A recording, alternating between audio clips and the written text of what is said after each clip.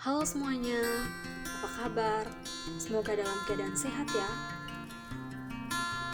Perkenalkan, nama saya Diartris Trisna Beke, mahasiswa Prodi Bimbingan dan Konseling Universitas Nusa Cendana. Pada kesempatan ini saya akan memberikan salah satu layanan yang ada dalam bimbingan dan konseling, yaitu layanan dasar pada bidang sosial dengan topik toxic relationship. Toxic relationship. Istilah toxic relationship merujuk pada sebuah hubungan yang ditandai dengan perilaku-perilaku beracun yang merusak fisik maupun emosional diri maupun orang lain atau pasangan. Bagaimana selanjutnya? Yuk simak videonya.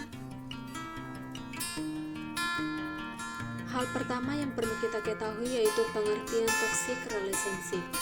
Menurut Dr. Lilian Blas, toxic relationship adalah hubungan yang tidak saling mendukung satu sama lain, yang mana salah satu pihak berusaha memiliki kontrol yang lebih besar terhadap pihak lain. Jadi, toxic relationship adalah hubungan yang ditandai dengan perilaku buruk dan tidak sehat secara emosional yang dilakukan salah satu pihak kepada pasangannya dan tidak jarang merusak secara fisik.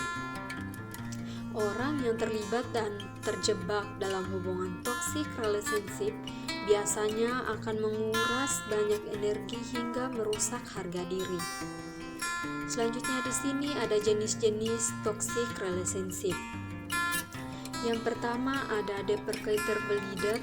Nah, toxic jenis ini ditandai dengan sikap pasangan yang cenderung meremehkan. Yang kedua ada bad temper. Nah, dalam jenis ini, toxic relationship adalah hubungan yang ditandai dengan sikap marah dari salah satu pihak hingga hilang kendali. Yang ketiga ada guilt inducer. Nah, pada jenis ini, toxic relationship adalah hubungan yang memberikan tekanan pada salah satu pihak serta menimbulkan rasa bersalah pada korban.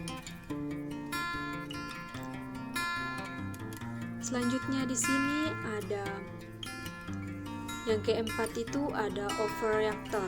Nah, pada jenis ini toxic relationship ditandai dengan salah satu pihak yang bersikap secara berlebihan atau pembelot. Yang kelima di sini ada independent toxic controller. Nah, toxic relationship di sini ditandai dengan sikap pasangan yang menyamarkan perilaku pengendali toksiknya dengan menegaskan atau dengan menegaskan kemandirian yang dimilikinya. Nah, yang keenam itu ada possessive toxic controller. Nah, pada jenis ini toxic relationship adalah hubungan yang ditandai dengan awal hubungan yang menghargai, kecemburuan dan masih baik-baik saja.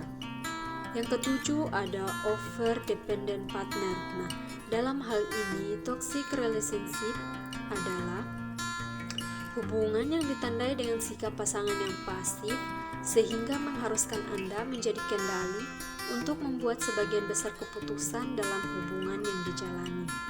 Nah, di sini ada ciri-ciri toxic relationship. Yang pertama itu ada dalam Women's Health 2018. Salah satu tanda toxic relationship adalah adanya perilaku posesif. Nah, tindakan ini berupaya untuk selalu mengetahui dengan detail semua urusan pasangan. Tidak hanya itu, tindakan posesif juga mengarah pada upaya mengatur aktivitas yang dilakukan oleh pasangan. Nah, di sini pasangan tidak diberi kebebasan atau keleluasaan untuk melakukan kegiatan. Nah, toxic relationship juga ditandai dengan adanya tindakan kekerasan baik secara verbal maupun non-verbal. Itu menurut Women's Health 2018. Nah, kekerasan verbal ditengarai lebih berbahaya daripada kekerasan fisik. Efek dari kekerasan verbal memang tidak terlihat, namun memberikan dampak psikologis yang luar biasa, seperti rusaknya citra diri seseorang, pengalaman traumatik, atau sebagainya. Nah, di sini ada beberapa tanda toxic relationship yang dapat kamu temukan jika kamu berada di dalamnya.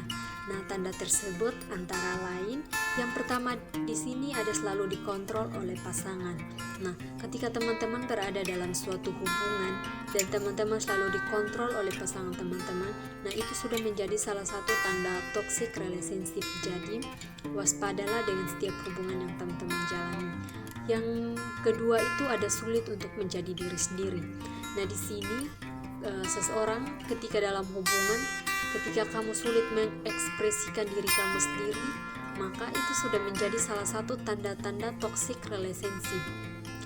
Yang selanjutnya lagi ada tidak mendapat dukungan, karena dalam hubungan seharusnya adalah saling mendukung. Tetapi kalau kamu tidak mendapatkan dukungan, berarti hubungan yang kamu jalani bisa dibilang itu masuk dalam toxic relationship. Yang berikutnya lagi ada selalu dicurigai atau dikekang.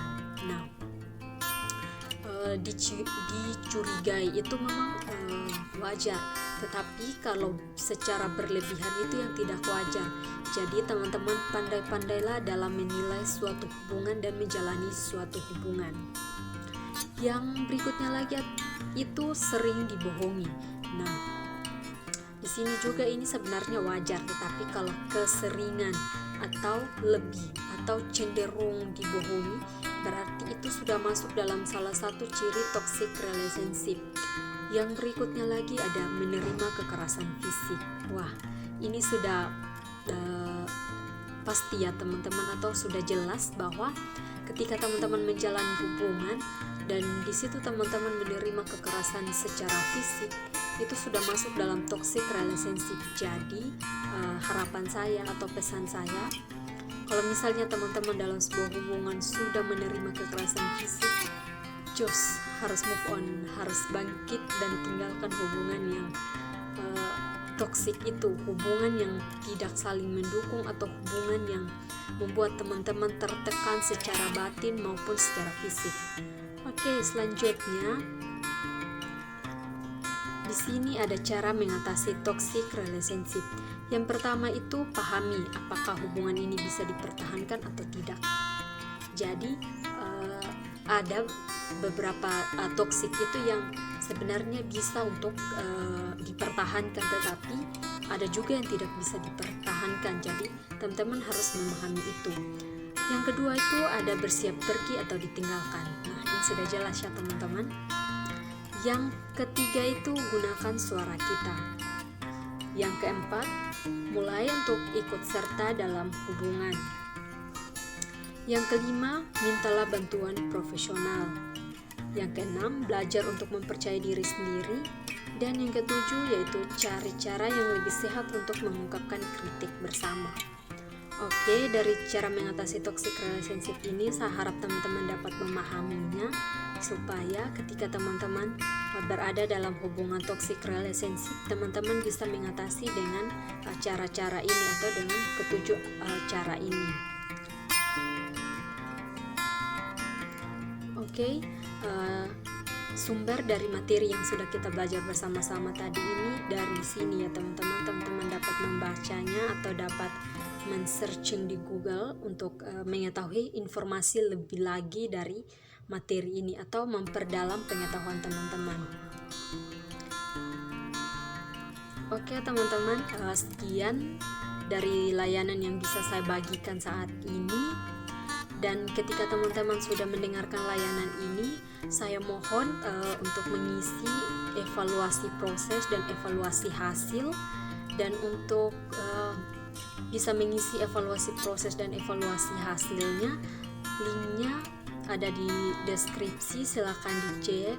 Linknya dalam bentuk Google Form dan teman-teman dapat cek di deskripsi ya. Thank you semuanya, terima kasih.